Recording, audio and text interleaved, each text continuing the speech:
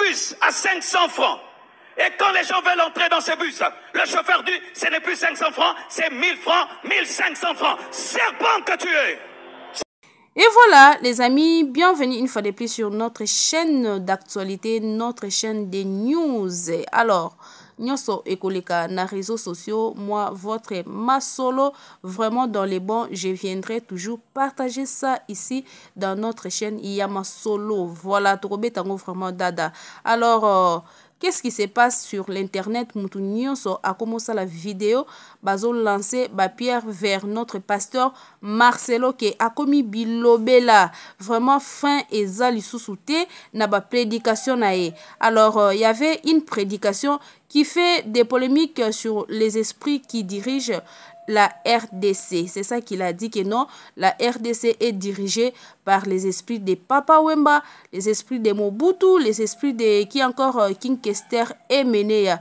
Alors j'avais aussi eu des messages là, les gens bakomelinga ba message au mama jolo yasika, vraiment nous on veut vraiment écouter la prédication en question afin que tout comprendre total de quoi s'agit-il. Alors nanga musus bat musuba siliki, pourquoi il doit indexer les noms des gens là dedans, parce que l'église c'est le lieu où les gens vraiment bakinda koyoka la parole de Dieu et non aller faire la révolution dans l'église. Ça là faut laisser ça na bakonzi na biso yamboka bakamba makambo wana. Alors là je vous laisse le temps vraiment boyoka la parole qui venait de notre pasteur Marcelo. La grande famille, abonnez-vous et surtout vraiment likez la vidéo afin que baninga mususu bayoka message oyo ke batba bano loba loba batba comprendre ben compréhension à tout moment et comme ki ono ba porter plainte parce que famille il y a Papa Wemba déjà baza ya silika. Et lelo soki famille ya Papa Kester et Mené ya bango pe batombo ki ke non bazo porter plainte. Famille pe ya Mobutu batombo ka ke non bazo porter plainte. A cause na ba problème par-ci par-là. Alors batu balobi ke non bo pe sa e conseil, bo pe sa pasteur Marcelo conseil qui reste dans la Bible ke ya ko toucher ba vie privé ya batu, c'est pas du tout gentil. Donc c'est ça les messages oyo na elibino la grande famille. Et là to landa vraiment message ya Papa Marcelo Tunasi. Alors qu'on se retrouve à la prochaine occasion. Bye Meto Landa. Le lion qui est tombé, c'est Mobutu. Les chimpanzés qui sont tombés, ce sont ces ministres qu'on appelait en ces temps-là les mouvanciers. Et un autre, on l'appelait King Kester. Emenea. C'est lui qui a fait qu'on parle comme on parle là. Yo sananga yo kebano kutana yo mbendre moroboe. Et il m'a parlé de Wemba. Wemba. Pas l'homme, mais un esprit était derrière Wemba. Cet esprit qui a fait de nous les Congolais des sapeurs. Des gens qui s'habillent à 10 000 $, mais il n'a rien dans le compte en banque. Même dans le ministère, on ne copie pas. Un jour, je vois un homme de Dieu. Il a une église de 300 personnes. Et me parle du bishop Sanogo. Il dit, mais, il enseigne quand même bien, hein, mais je ne vois rien là-bas. Je dis, vraiment, toi, t'es fou. Tu n'as même pas le 1/100 de ce qu'il a. Tu te permets d'ouvrir la bouche. Nous critiquons même des gens qui nous dépasse. Tu es piéton, tu critiques celui qui a une voiture. Tu es pauvre, tu critiques le riche.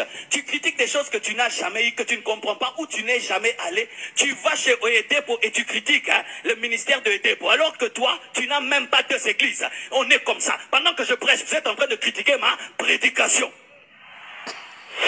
Tu boudes celui que tu allais écouter. Mais pourquoi alors tu es venu? Emenea. Oui, et tu te plais à dire, moi je ne crois à personne, moi je crois aux gens difficilement, parce que toi tu es qui? Tu es qui? Tu te trouves extraordinaire sur base de quoi? Ce n'était pas un grand chanteur, mais il poutait même les gens qui chantaient mieux que lui. Si des choses que j'ai connues. Il y a très longtemps, j'étais jeune, je pense j'avais 17 ans ou 18 ans. Un jour, j'ai jeûné pour le pays. 2 jours à sec, sans boire ni manger. C'était ma première rencontre avec le serpent. Mes frères, je faisais des jeûnes pour recevoir l'onction, des jeûnes pour faire des miracles, des prodiges. Je n'avais pas de telles expériences. Je fais un jeûne de 2 jours à sec. Le 2e jour, je suis fatigué et je dors par terre. Mes frères, je vois un serpent tout noir sortir du plafond, commencer à descendre, à descendre, à descendre vers moi. Plus il descendait, plus il voulait me paralyser. Et j'ai dit, Jésus, ce serpent a disparu. Et je me suis dit, j'ai en train de prier pour le pays. Et en ces temps-là, mes frères, prier pour le pays, c'était quelque chose de tertiaire, de secondaire. Mais j'étais poussé par l'esprit à le faire. Mais je n'ai jamais oublié. J'ai prié pour le pays et un serpent est venu pour me mordre. Et je l'ai chassé au nom de Jésus. Et alors, mes frères et sœurs, lors de l'entrée de l'AFDL, lorsque le père Kabila a pris le pouvoir, voici ce que j'ai vu. J'étais un jeune de 23 ans, je crois. J'habitais encore chez mes parents. Je crois que j'avais 23 ans ou 24 ans. On avait un voisin du quartier qui avait disparu. Et lorsque l'AFDL prend le pouvoir, on regarde la RTNC, c'était notre voisin qui parlait et disait, nous avons pris le pouvoir, nous avons chassé Mobutu. Et je regardais, nous tous dans la maison disaient, oh, mais c'est Papa tel, oh, mais c'est pas vrai. Donc il était avec eux. Mais, mes frères, ils parlent comme ça à la télévision. Le soir, une belle voiture rouge gare devant notre maison. Quelqu'un sort, c'était lui. Celui qui avait parlé à la télévision, disant qu'ils ont pris le pouvoir, est venu nous visiter. Frères et sœurs. Et vous savez, il a dormi où? Il a dormi dans ma chambre. Il a dit, je veux dormir ici, il est trop tard, je préfère dormir chez vous. Et je lui cède ma chambre. Et quand je vais prendre ma Bible pour aller la méditer, l'Esprit de Dieu me dit, laisse cette Bible à son chevet, il la lira. Et je la laisse fermer et je vais dormir au salon. Et là, mes frères, je dors et j'ai une vision. Je vois ceci, mes frères. Je vois un lion qui tombe. De ce lion sort un chimpanzé. Le chimpanzé tombe. Du chimpanzé sort un serpent. Et ce serpent commence à ramper. Commence à ramper. Il va vers lui qui était dans mon lit et va le mordre. Et automatiquement, le Saint-Esprit m'explique. Il me dit, le lion qui est tombé, c'est Mobutu. Les chimpanzés qui sont tombés, ce sont ces ministres qu'on appelait en ces temps-là les mouvanciers. Mais le serpent qui était dans le lion, le serpent qui était dans le chimpanzé, lui n'est pas tombé. Et il viendra et il mordra ceux-ci qui viennent de prendre le pouvoir et ils vont vous ramener au lion et au chimpanzé. Alors que tout le monde disait, tout a changé, je savais qu'on n'était pas sorti de l'auberge parce que chasser le lion, ce n'est pas ce qui change une nation. Chasser les chimpanzés, ce n'est pas ce qui change une nation. C'est couper la tête du serpent, la cupidité, le tribalisme, l'impudicité, la mégestion. On peut changer 1000 présidents, on peut faire des coups d'État et des coups d'État, chasser tous les ministres. Tant que nous-mêmes en nous, nous aurons l'impudicité, la cupidité, la mégestion, le tribalisme, ce même serpent nous changera en chimpanzé et en lion. C'est le serpent qui engendre des lions et qui engendre des chimpanzés. Un jour, je vais à Bruxelles prêcher et puis des combattants viennent me voir. Oh Marcelo, comment tu ne parles pas de la nation? Nous aimons la nation, nous aimons la nation. Pourquoi tu ne parles pas de la nation? Et puis je leur ai dit, vous qui voulez prendre le pouvoir, êtes-vous meilleur que ceux qui dirigent maintenant? Si en vous, c'est la cupidité qui vous motive, l'orgueil, la rivalité, vous aussi avoir des maisons, avoir des voitures, vous ne nous sortirez pas de là. Vous êtes pareils. Ils m'ont regardé, ils m'ont laissé partir. Pourquoi tu veux diriger ce pays? Pour avoir des voitures, pour avoir des maisons? Ou parce que tu as un rêve, tu as une passion? Nous aimons critiquer ceux qui sont au pouvoir. Nous sommes comme eux. Mais nous n'avons pas le temps de manifester le serpent qui est en nous. Regarde comment tu es un professeur et tu couches avec tes élèves. Regarde déjà, tu es un chef du quartier. C'est que tu fais dans le quartier. Là où Dieu t'a donné de l'autorité. Comment tu te comportes? Tu es un serpent. Ah, donne-moi l'amen. On loue des bus à 500 francs. Et quand les gens veulent entrer dans ces bus, le chauffeur dit, ce n'est plus 500 francs, c'est 1000 francs, 1500 francs. Serpent que tu es. Serpent que tu es. Tout d'un coup, tu vas faire de l'argent sur le dos des gens qui viennent de prier. Tu n'as pas honte. Hein? Et puis tu dis, oh les dirigeants, toi-même, tu diriges mal ton bus. Et si tu ne diriges pas bien ton bus, comment tu peux diriger la RDC? Donne-moi un amen. Si on ne parle pas ainsi, il n'y aura pas d'aurore pour le peuple. Il y a des choses qui doivent s'arrêter. Alléluia. Et je vois ce serpent qui va vers lui. Et Dieu me dit, vous pensez qu'en changeant les hommes, vous changerez la nation. Le problème le plus profond que des hommes, le problème, c'est un problème spirituel d'abord. C'est un problème de mentalité. C'est un problème d'éducation. C'est un problème spirituel, frère. Et, alléluia. Alors que je servais Dieu, j'ai remarqué que mon ministère ne perçait pas. J'avais prêché dans une église à Lingwala et j'ai crié à la chair. J'ai dit au nom de Jésus, je brise ce plafond spirituel qui assure ma nation. Ce plafond spirituel qui assure l'église de ma nation. Cette voûte spirituelle qui fait que le ministère monte et tombe. Qui fait qu'on est toujours là dans les ghettos. Je dis, Seigneur, libère-moi de cela. Et Dieu me parle. Il me dit, oui, il y a un plafond. Il y a un plafond spirituel. Et il faut que tu puisses le percer. Et il me donne la parole qui dit, le prince de ce monde vient, mais il n'y a rien de lui en moi. Et il me révèle qu'il y a des dominations sataniques sur la nation, et même qui combattent l'église de la nation. Et tu te comportes, tu es un serpent. Ah, donne-moi l'amen. On loue des bus à 500 francs. Et quand les gens veulent entrer dans ces bus, le chauffeur dit, ce n'est plus 500 francs, c'est 1000 francs, 1500 francs. Serpent que tu es. Serpent que tu es.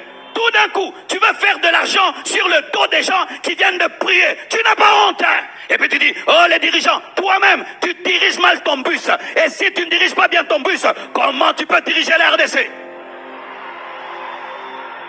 Donne-moi un amen. Si on ne parle pas ainsi, il n'y aura pas d'aurore pour le peuple. Il y a des choses qui doivent s'arrêter. Alléluia. Et je vois ce serpent qui va vers lui. Et Dieu me dit, vous pensez qu'en changeant les hommes, vous changerez la nation. Le problème le plus profond que des hommes, le problème, c'est un problème spirituel d'abord. C'est un problème de mentalité. C'est un problème d'éducation. C'est un problème spirituel, frère. Et, alléluia. Alors que je servais Dieu, j'ai remarqué que mon ministère ne perçait pas. J'avais prêché dans une église à Lingwala et j'ai crié à la chair. J'ai dit au nom de Jésus, je brise ce plafond spirituel qui assure ma nation. Ce plafond spirituel qui assure l'église de ma nation. Cette voûte spirituelle qui fait que le ministère monte et tombe. Qui fait qu'on est toujours là dans les ghettos. Je dis, Seigneur, libère-moi de cela. Et Dieu me parle. Il me dit, oui, il y a un plafond. Il y a un plafond spirituel. Et il faut que tu puisses le percer. Et il me donne la parole qui dit, le prince de ce monde vient, mais il n'y a rien de lui en moi. Et il me révèle qu'il y a des dominations sataniques sur la nation, et même qui combattent l'église de la nation. Et si tu as leurs choses en toi, tu ne pourras pas percer. Et même si tu perces, tu retomberas. Et alors il commence à m'enseigner sur les 4 têtes du serpent qui lie cette nation. Vous voyez, lorsqu'on a parlé de l'Antichrist, on a parlé de 7 têtes, et on présente ces 7 têtes comme étant 7 rois qui l'ont précédé pour préparer sa venue.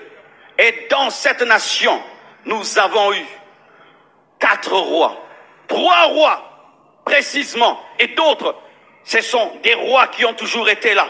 Il n'y a pas de nom, mais c'est un système. Et Dieu me posera cette question. Lorsque tu vois un Français, qu'est-ce que tu vois? J'ai dit, lorsque je vois un Français, je vois un philosophe. Je vois Sartre, je vois Descartes. Ce sont des gens rationnels et tout le reste. Quand tu vois un Américain, tu vois les cow-boys, ils sont courageux, ils sont va-t-en-guerre. Et puis Dieu m'a dit, quand tu vois un Congolais, un Zaïrois, qu'est-ce que tu vois? Qui a fait que nous parlions comme nous parlons? Qui sont nos pères fondateurs? Qui sont nos pères fondateurs? Lorsque je lis l'histoire du Botswana, on parle des pères fondateurs. Lorsque je lis l'histoire des États-Unis, on parle des pères fondateurs. Qui sont les pères fondateurs de cette nation? Pourquoi nous parlons comme nous parlons? Pourquoi nous vivons comme nous vivons? Et Dieu m'a parlé. Excusez-moi si vous êtes de sa famille, mais je n'ai rien contre vous, mais je dois parler.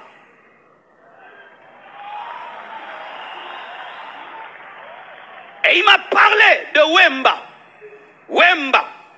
Pas l'homme, mais un esprit était derrière Wemba. Cet esprit qui a fait de nous, les Congolais, des sapeurs. Des gens qui s'habillent à 10 000 $, mais il n'a rien dans le compte en banque. Des gens qui vont dévaliser des boutiques, mais ils n'ont même pas 10 $ en banque. Des gens qui préfèrent s'habiller comme des riches alors qu'ils sont pauvres. Des gens qui sont dans la superficialité, l'apparence. On va me voir, on va me regarder. Pendant que des milliardaires s'habillent en jean, en polo, nous, on s'habille comme des millionnaires, mais des pauvres. Achetons des voitures, mais tu n'as même pas où les garer, ni de carburant. Et ont des iPhones de 1 000 $, alors qu'il n'a rien du tout. L'apparence, et l'apparence, et l'apparence. Et marcher comme ça, et marcher comme ça. Mais tu n'es pas infirme. Mais comment on marche? Comme des... Que Dieu te libère de cet esprit qui était derrière ce roi. Ce roi, oui, parce qu'on l'appelait roi, le roi de la sape. Et on ressemble des fois des guignols. Il fait chaud, tu es en cuir, en manteau, c'est de la folie. De la folie, c'est une honte, c'est une honte.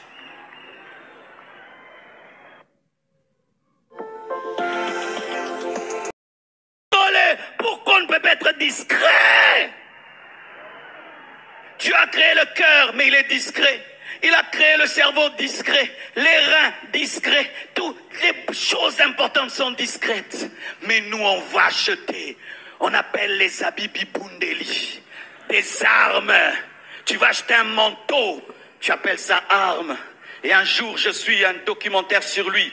On lui pose la question, entre une veste de 3 000 $ et une parcelle, qu'est-ce qu'il faut acheter? Il dit, achète une veste de 3 000 $ parce que c'est une arme de guerre avec laquelle tu te battras des années. Mais tu mourras sans maison. Et quand on devient pasteur, serviteur de Dieu, tu t'habilles bien. L'église n'a pas de parcelle. L'église n'a pas de parcelle. On te regarde comme ça, millionnaire, mais il faut voir dans quelles conditions est l'église. L'apparence et des apparences et des apparences. Pourquoi? C'est cet esprit superficiel où nous voulons impressionner les regards des gens sans être consistants. Et un autre, on l'appelait King Kester, Eménéa. C'est lui qui a fait qu'on parle comme on parle là. Yo sananga yo kebano kutana yo mbendre moroboe. Il parlait comme ça, il insultait les gens à la télévision. Il n'était pas le meilleur musicien, mais il disait qu'il était le roi. Il croyait en personne. Il broutait tout le monde. Et nous avons pris cet esprit. Et les Congolais, on est quoi? Tondi Maramutute, Nandi Maramutute. Moi, je ne crois en personne. Il ne me dépasse pas. Moi, je ne crois pas à personne. Je ne crois à personne. RDC, et le Rabakassi, et le Rabakassi. Cet esprit nous empêche de copier. Mes frères, l'humilité permet de copier. Ceux qui sont orgueilleux ne copient pas. Et sache que le développement, c'est dans les copier-coller. Copier-coller. Regarde ton iPhone. Copier-coller. Toi, pendant que tu écris, moi, je vais copier-coller. J'irai vite, j'irai vite, j'irai vite. Regardez les Chinois. Une grande nation. Copier-coller. On n'imite personne. C'est pourquoi on va en Europe.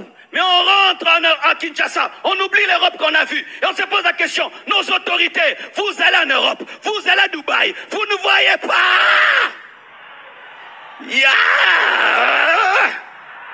Oh, chi, aïe, aïe, aïe. Bloc de trop. Tu prends un avion à Charles de Gaulle, tu vois l'aéroport. Mais quand tu atterris chez nous, ça ne te dérange pas qu'il fasse aussi noir. Ça ne te dérange pas que ça sente aussi mauvais. Comment nous oublions ces pays où nous allons chaque année? Esprit de MNEA. On ne copie pas. Copions même l'aéroport de Brazzaville. L'aéroport de Brazzaville, copions. Même dans le ministère, on ne copie pas. Un jour, je vois un homme de Dieu. Il a une église de 300 personnes. Et me parle du bishop Sanogo. Il dit, mais, il enseigne quand même bien, hein, mais je ne vois rien là-bas. J'ai dit, vraiment, toi, t'es fou. Tu n'as même pas le 1/100 de ce qu'il a. Tu te permets d'ouvrir la bouche. Nous critiquons même des gens qui nous dépassent. Tu es piéton, tu critiques celui qui a une voiture. Tu es pauvre, tu critiques le riche. Tu critiques des choses que tu n'as jamais eues, que tu ne comprends pas, où tu n'es jamais allé. Tu vas chez Oyedepo et tu critiques le ministère de Oyedepo. Alors que toi, tu n'as même pas 2 églises. On est comme ça. Pendant que je prêche, vous êtes en train de critiquer ma prédication. C'est ça, l'esprit de MNEA. Tu viens dans une action au bout de Motei. C'est pourquoi on va même dans les concerts des stars. Au bout de Moutoyemba, tu boudes celui que tu allais écouter. Mais pourquoi alors tu es venu? MNEA. Oui, et tu te plais à dire, moi je ne crois à personne, moi je crois aux gens difficilement. Parce que toi tu es qui? Tu es qui? Tu te trouves extraordinaire sur base de quoi? Ce n'était pas un grand chanteur, mais il boutait même les gens qui chantaient mieux que lui. Même dans le ministère, dans tous les domaines, tu es un homme d'affaires. Tu échoues, pourquoi? Mais va chercher quelqu'un qui réussit. Je vais donner un secret. Moi, tout ce que je fais là, je copie. Je prends à ICC, je prends à Vase d'honneur, je prends un tabernacle de gloire. Je copie. Je copie. Je ne veux pas perdre de mon temps. Frère, si quelqu'un a déjà fait le remède, pourquoi tu vas entrer dans le laboratoire? Va prendre le remède et utilise-le. Pourquoi tu vas encore chercher? Pourquoi tu vas chercher? Pourquoi tu vas chercher? Oh, ce que je fais ici, je vis ça. En Côte d'Ivoire, l'homme de Dieu le fait. Je le fais. Ils ont mis les gâteaux. On va mettre les gâteaux. Ils s'habillent Vase d'honneur. Nous aussi équilibre. Où est le problème? Où est le problème? Où est le problème? Moi, je n'imite personne. Tu es un orgueilleux et un aigri. Charema Zuprayama Chandala Baba. Tout le monde prend chez quelqu'un. Même les Américains prennent chez quelqu'un. Tout le monde prend chez quelqu'un. Mais nous, on ne prend de personne. Ils sont en train de nous construire ça, les Chinois.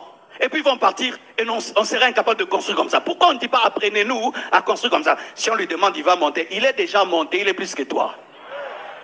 Il va monter, il est déjà plus que toi. Parce qu'il fait ce que tu ne fais pas, donc il est plus que toi. Mais si je lui demande, il va monter. Tu préfères te cracher dans un avion au lieu de demander comment est-ce qu'on décolle.